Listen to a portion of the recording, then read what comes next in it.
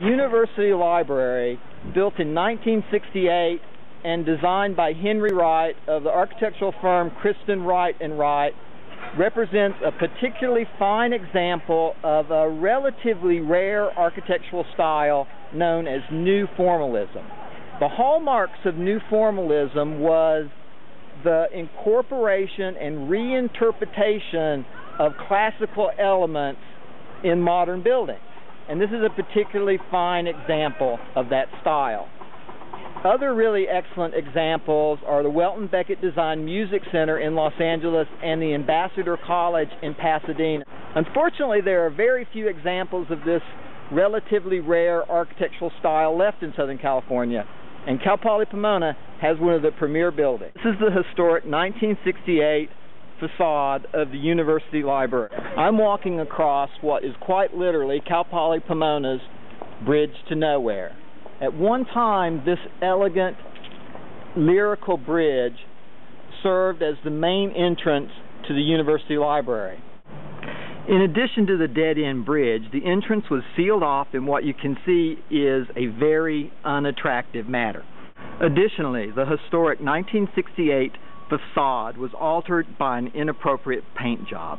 The dignified upright pilasters, half columns, were painted brown, ostensibly to fade the historic building into the background. These once elegant, suggested columns served an important function. They tied the library stylistically to the rest of the campus. They invoked the proud Federalist heritage of grand public buildings in America, and most importantly, they made a statement about the importance of libraries to the life of the university. Now they're just brown. The University Library marks the commencement of the historic academic core of the CAl Poly Pomona campus.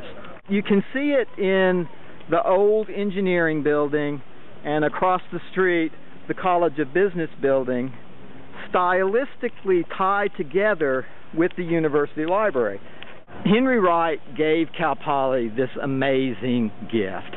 He was the person who drew up one of the earliest master plans for the university and designed most of the buildings along the academic quad of the university.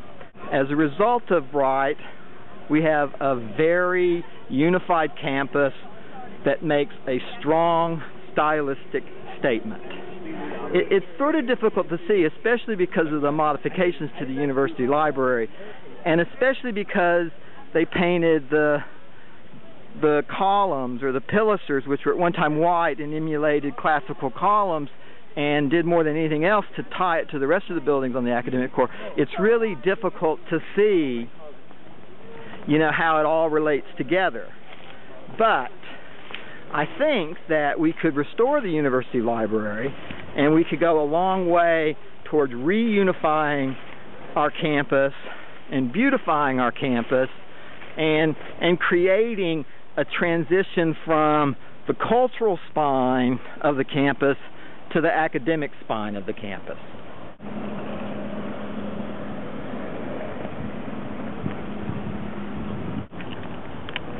This is the new south-facing entrance to the University Library.